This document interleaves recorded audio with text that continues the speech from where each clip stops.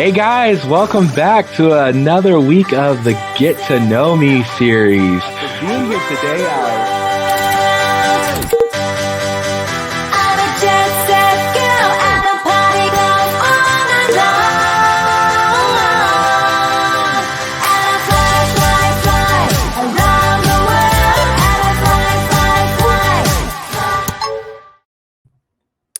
Space, the final frontier. Those words were uttered by the man, James T. Kirk, many years ago, but he only experienced it very recently. The gentleman we have on our show, returning again, has experienced working for those that go into space for years. And we are so excited to have back NASA engineer and leader at Kennedy Space Station, retired Michael Oneal is joining us again this week. And so let's get a little reminder as to the NASA engineer, leader, and writer, Mr. Oneal.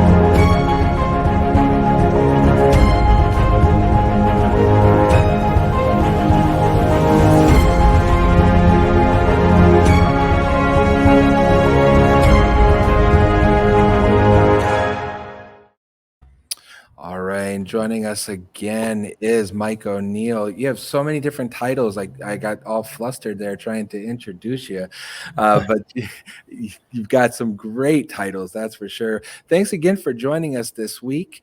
And we had to fly you back in. Actually, no, we let you stay in your living room. So that worked out well. So, Mike, last week we were talking about kind of your early career in NASA, and we got into how your journey about getting there, and we really only touched the very kind of small portion of your entire career and how your career became really a ministry of yours, as how you described it last week. And so we wanted this week kind of touch on more of that end, the ministry part of what you've done. We saw all the titles of your books there that you can find the links for those in the description. I would highly suggest seeking those out. But it's definitely evident that you have a servant's heart and wanting to serve people. How did that play into your role in leadership at Kennedy Space Station? Kennedy Space Center. Center, sorry, yes. Station would be up in orbit. That's the next step when they go out there, yeah. Say the question again. Oh, how did you? It's very evident about your servant heart in ministry. How did that play into your role in leadership there at Kennedy Space Center? Well, to be totally honest, as I matured as a Christian, it became very important to me to go by the verses Paul said in Philippians 2, verses 3 through 4, where he talks about putting others' interests before your own. And so I shifted as time went along in my career to be honest, where I would facilitate other people's success. It wasn't about me. And so I did what it took to make sure the things they were working on was the things NASA needed, and that we would marry the two. I would get them the resources they needed to do the work, to be successful, and so on. So it really was, to be honest, servant leadership is how I would really describe it. But it was because of my own Christianity maturing in my life. Yeah, and I see that as you get more as you get older, as you said, or more mature in your faith, being a Salvation Army officer, that's pretty much in our DNA. And so it begs the question, working in somewhere like NASA and really serving people, being led by the Lord, how do you minister to those people in that environment? And maybe even the bigger question, which lead into got in your career, how do people like the astronauts get spiritually fed when they are thousands of feet from the earth? Well, that's a great question, Captain Mike. The what happened and how I got to do the role I'm going to describe for you is I was working on a Master's of Art in Christian Ministry, and I literally was wanting to take an early retirement from NASA and go do ministry. I didn't know exactly what I would do, but that was what I wanted to do. So I was well into a graduate program at the Harding School of Theology, taking the things that I was wanting to kind of specialize in. But I had basically a meeting with a NASA leader that was kind of like, well, what are you going to do with the rest of your career kind of thing. It was a career counseling kind of session. And I had been doing a lot of that myself for years for people. But finally, as we were just kind of having an informal chat, the individual looked at me and finally said, Mike, what do you want to do for the rest of your career? And I looked at him and said, I said, I would like to get an early retirement and go into ministry. Well, that person went silent for like 20 seconds. Oh, And I'm just sitting there. And oh, all of a sudden she says, have you ever thought of looking into how the astronaut's spirituality is impacted by being into space, by going into space? And I just looked at her and was like, you got to be kidding me. right.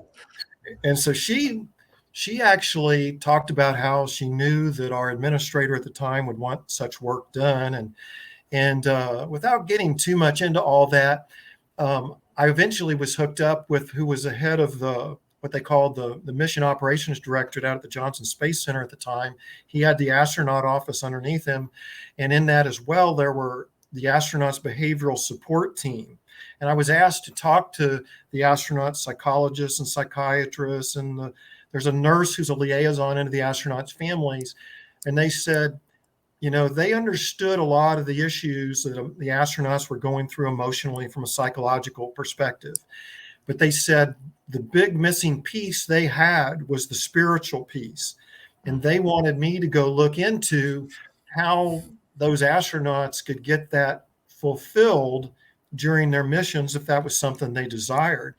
So I went off onto a 2-year assignment looking at how we might set up spiritual mechanisms for astronauts and how they could be nurtured on long duration flights. And so that's what I did for 2 years. I worked with all the branches of the military. I looked at paradigms on what they did in isolation environments. I didn't want things like hermits, it was Right. things that had a mission context, but that was going on, but they still, their own faith was important to them and they didn't want it ignored. And so what did you do? And I also looked into what the FBI did when they put agents undercover. And that's a remarkable story in and of itself because they do pay attention to that. Yeah. I looked at what the Air National Guard does as part of the National Science Foundation down at McMurdo Station in Antarctica. I looked at what occurred during early exploration activities as part of going into the Arctic in Antarctic.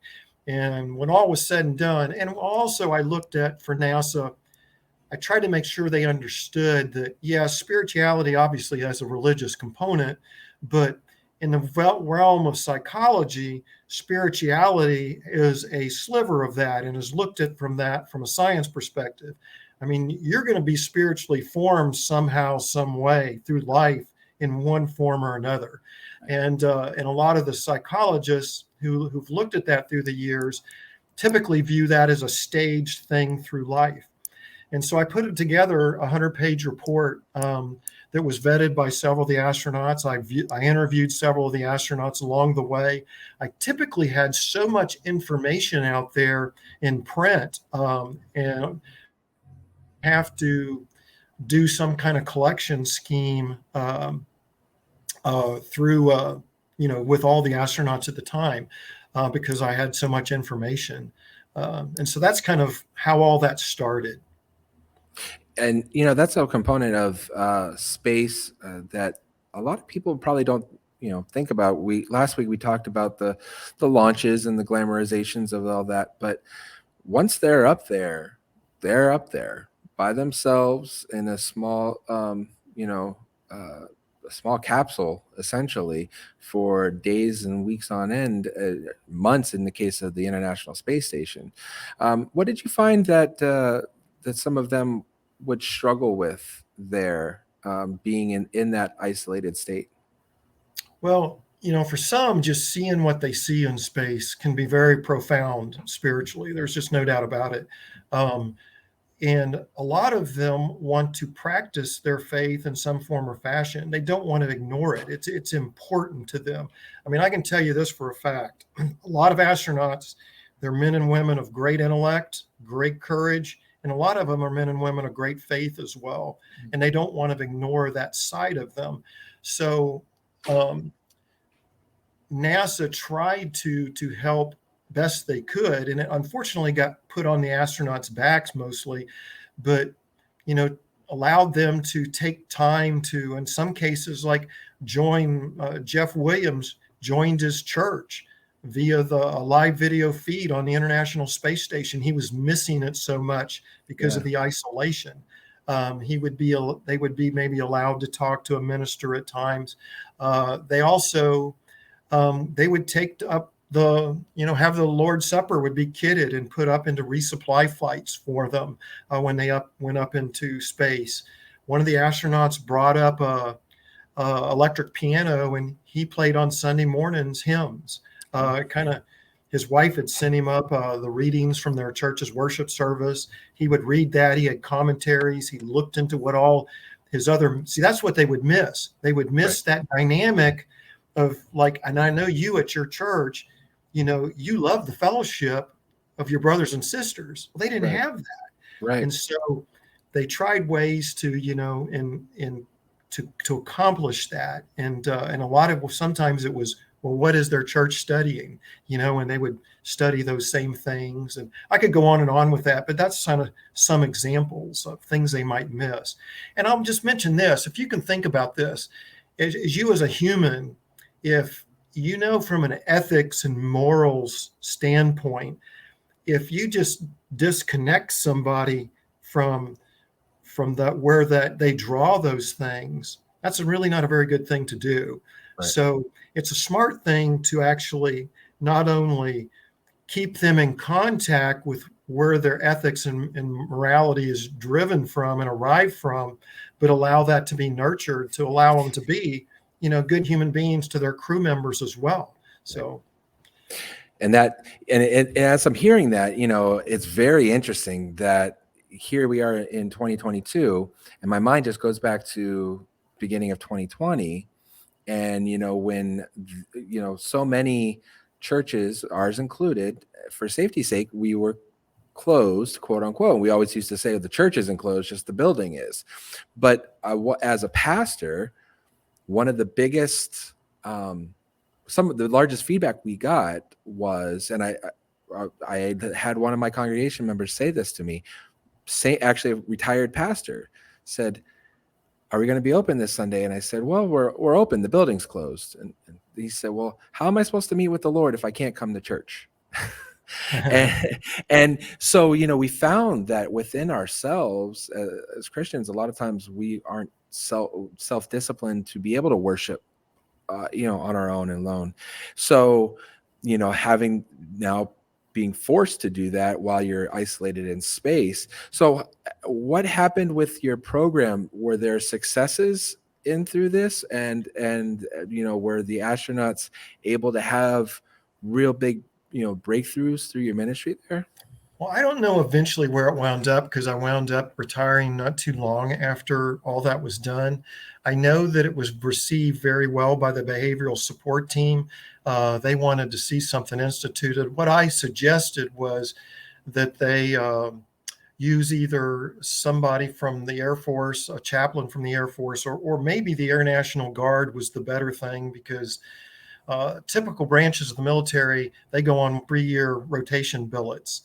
The guard would be something that you could do for longer. And as you know, it takes quite a long time to build up bonds of trust Right. between people. Yeah. And so, you know, this is something as a chaplain that would be ministering to these astronauts and their families potentially.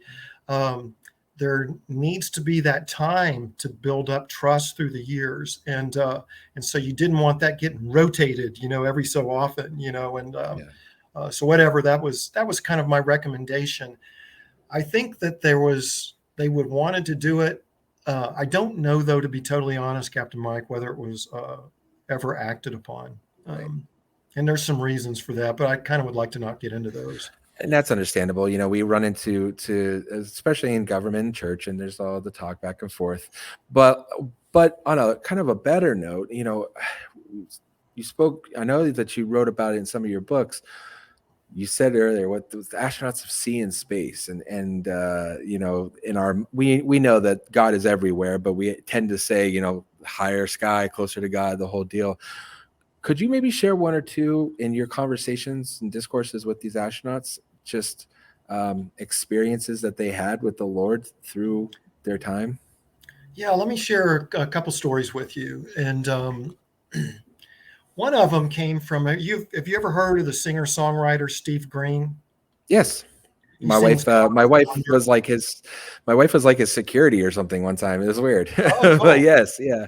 Well, he was a very close friend of the commander of the Columbia, Rick Husband, during that final mission. Rick was the commander of when it came apart during reentry over Texas. Right. And well, Steve, after the accident, he came on CNN Connie Chung Tonight, and he was sharing with the nation what a fine Christian man Rick Husband was. And he shared this particular email that Rick had sent him, and NASA can set up to where, in a secure way, specific individuals can do emails with the astronauts while they're in orbit. And Steve was doing that with Rick. And Steve said that in this one email, Rick said he was looking out the windows of the shuttle and that his eyes began to fill with tears. And he realized where there's a story, there's a storyteller, where there's a work of art, there's an artist. And he looked at creation and marveled the creator. And the steely-eyed colonel from the Air Force basically was taken to his knees looking at the earth and the void of the cosmos, and just started tearing up, thinking about our God and what he created. And matter of fact, the picture I use when I tell this story in my spirituality and spaceflight talk I do around the nation, the specific picture was actually developed from a roll of undeveloped film we found in the debris field of the Columbia. And they developed this picture, and whatever, I use that specific picture of the Earth when I tell this story. But so that's one of them. I guess another one I probably would like to share is from Joe Tanner. When we're going to do a launch at the Kennedy Space Center, we go into a hold at T-minus 9 minutes. And again, this was with the shuttle. And and at that time, we take the crew families up on top of the Launch Control Center to watch the launch. They're about 3.5 miles away. It's a great, great place to view a launch. Well, NASA sends out there with them usually a couple astronauts, and they can tell them about things that are getting ready to happen or answer any questions. But one of the astronauts, Joe Tanner, told me, he said, Mike, he said, this is the hardest job agency. And he goes, because they're so stressed out. He said, there's this excitement, of seeing what their either father or husband or wife's getting ready to go through. But he said, but they can remember at the same time that Challenger explosion or some of the other things from the past. And so they're kind of frightened as well. And you get this mix of emotions going on. And he said it's very, very stressful for him. Well, Joe said on one of his missions that he was in the cockpit. Actually, he was in what's called the mid deck. He was what's called a mission specialist. So he didn't have an active role during the countdown. But he said, well, let me back up just a little bit. When his family was on the roof, his wife Martha had brought their two boys. One was 5 and one was 3 years old. And she allowed them both to bring like a stuffed animal with them up on the roof. And she said around later in the count that all of a sudden she looked over at her 5-year-old, and he just had his eyes closed, and he had this white teddy bear, and he was just squeezing the fool out of it to the point those little googly eyes were about to pop out. And she just comes up to him and goes, "Son, are you okay?" And he goes, "Yeah, I'm just praying for Daddy." And she grabs him and grabs the other son. And so, "Why don't we just all pray together?" Well, Joe said that when he was on the mid deck area for his mission, and he said he remembered how stressful it was for those crew's families on the roof of the Launch Control Center. And he said it was about 3 minutes and 30 seconds and counting. And he said he just went to God in prayer, just asking for the mission to be successful and to comfort his wife and children back on the roof of the Launch Control Center. And he said all of a sudden at once, he said he felt this rush of peace come through him. And he said he didn't even really understand it. But during his mission, during a communications session where he was allowed to talk with his wife, she filled in the rest of it. And she told him about this story that occurred with her son. And she said, yeah, that occurred around 3 minutes and 30 seconds. Wow. And Joe said it was like God just put his arms around all of them all at once and just comforted them and gave them peace. And it's just a remarkable story from a remarkable man. When I interviewed Joe, incidentally, he had to leave my interview to go because he was doing prison ministry with a guy in prison, and he needed to talk to him. And so I'm just telling you, when I say some of these men are men and women of great faith, I mean, it's the honest truth. You know, they take their faith very seriously. And there's some that aren't, you know, but it's and a good number of them. It just follows the demographics of our country. Right. But whatever, those are a couple stories that are really very kind of touching and have been important to me. Yeah, I got the goosebumps hearing that one. Yeah, I had the Holy Spirit goosebumps on that. Well, Mike, I know you've got a ton of those kind of stories, and you know we could hit them all day long. And I'm so thankful that you shared those. I do want to, as we come into a close here, kind of, you know, we hit on the Challenger, we hit on your journey coming in, we've hit on the spiritual lessons we're trying to get there. But I got to find out, working in NASA behind the scenes, what is probably one of the coolest experiences that you've had to do with that? I mean, and it can't be all just, work and no play. There has to be something cool being in such a big agency. Yeah, there are. And there are those times, incidentally, when you're on third shift and your test gets canceled and you're stuck at work. And it's not that it wouldn't be on some of us to maybe play a practical joke on one of the other engineers. But so those kind of things did happen. But probably one of my favorite things that happened in my career that, most people would not know about is I was receiving an award in our shuttle engineering director's office. I had found a problem in the software of the flight computers that you could basically be lighting the solid rocket boosters off while the main engines would be shutting down. And obviously that's a very, very bad day. It was a very unlikely thing that could happen, but it could happen. Right. And so it was something that had to be fixed. Well, I was getting this award for finding that, but it was given to me by an astronaut, and they give you, they called it a silver Snoopy. And so it was like a little Snoopy dog with an astronaut suit on. He had a little helmet on. And so it was a very meaningful award to me personally, because it was given to me directly by the astronaut. But what was interesting was, as he was giving me this award, he had this letter in front of him and he's reading it. And he reads, the solid rocket boosters being lit off while the space shuttle main engines are shutting down. And his eyes just boom, went real wide. And he goes, "Oh, I wish we would have found all these things by now." And so just getting his reaction to all that, and kind of just made that whole award extraordinarily special. Oh, So that's very cool. And got him very relieved that you were there for that. And so, I want to get you to our final question that I have every guest. However, before we get that, I wanted to give you a little trivia. okay. A little NASA trivia. Only one question.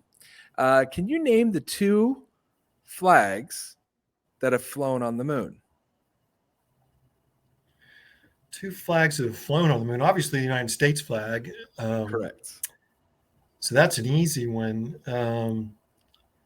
No, I can't. I mean, I'm not sure of what the other one would be. Well, it would be before your time. Don't worry. The second one actually is the Salvation Army flag.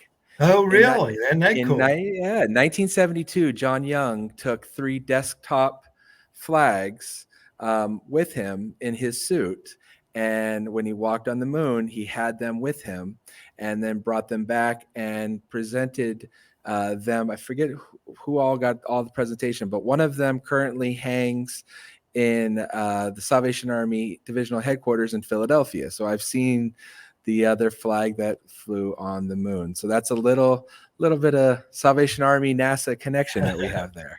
I like hearing that. That's pretty neat. Yeah, I like these little pieces of trivia. Like, it's the area code I live in. Guess what? yeah. In this area of the country, in Brevard County in Florida, our area code is, guess what? 3, 3. 2, 1. That had to be done on purpose. It was done on purpose, yeah. But it was very intentional. They changed it from 407 to 302, 321. That's so great. That's so great. Well, Mike, as we leave here, I got to ask you the one question that I ask all my guests. What would Michael Oneal now say to 12-year-old Michael Oneal?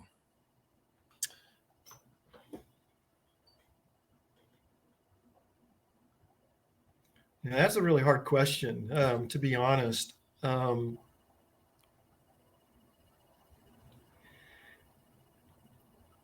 trying to think from a vantage point of my own spirituality, which I would have liked to have taken more serious when I was younger, and my own schooling that I would like to take more seriously when I was younger.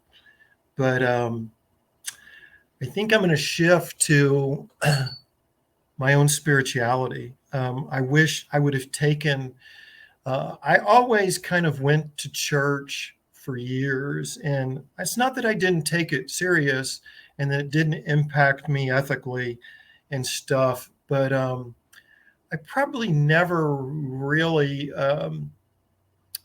you used the word passion a couple times in the last interviews, a couple interviews here. So I probably didn't have that passion in my heart I wish I had had earlier, and that I had the appreciation of what God had done for me through Jesus Christ.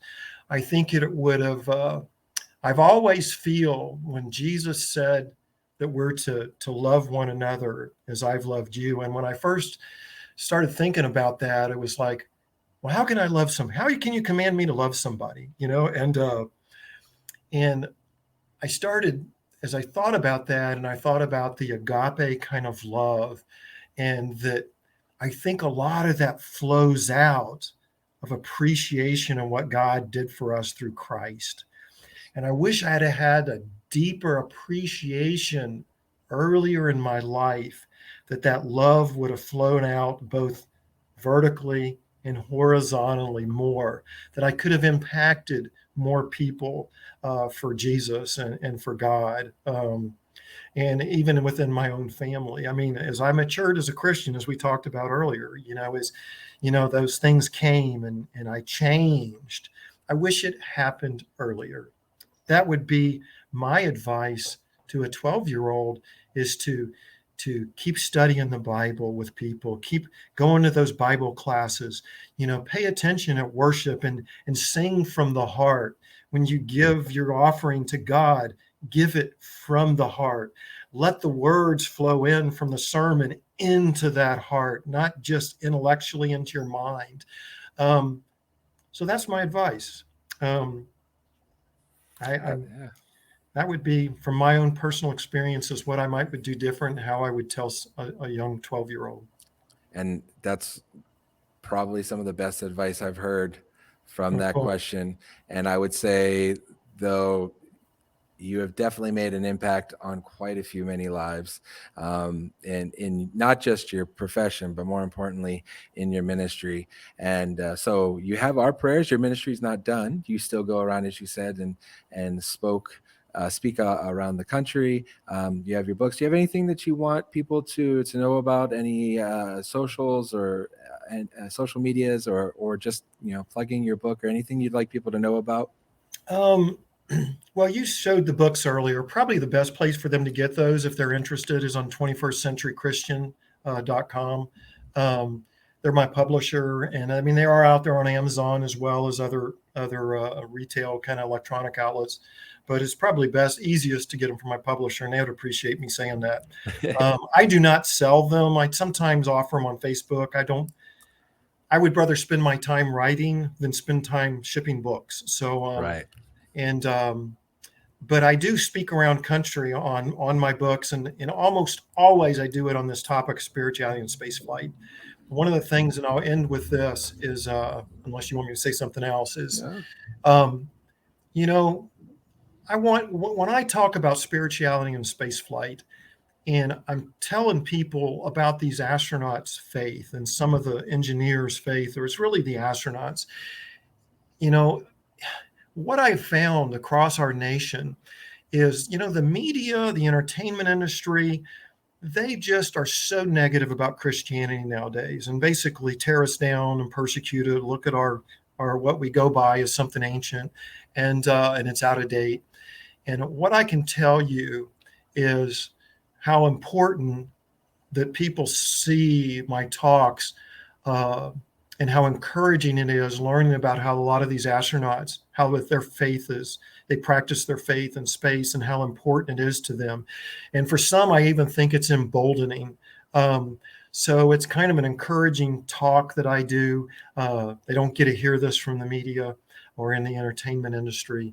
And so I really like that component of it. And I mean, God opened a door for me that I never thought I would be walking through. And at times, I think he had a big size 10 pushing me right in the middle of my back. But Right. but it was a door he opened, and I finally realized that I need to go do this. And there was a reason behind it, and it was to encourage his people to stand pat in their faith and to keep on keeping on. And so I'll kind of end with that. Amen. And that's great advice again. So if you see Michael around your area, wherever you're seeing this broadcast, make sure that you go, step in and hear these talks. You can see all about his books and his publisher. And Michael, I just want to say this has been amazing. So much I've learned in this time, and we are so appreciative of you giving your time here, and we're even more appreciative of how you served your country and how you've given back in such a big way there. So thank you, sir. And to everybody, make sure you join in next week for another episode of Get to Know. And as every week, make sure stay close to Jesus. See ya.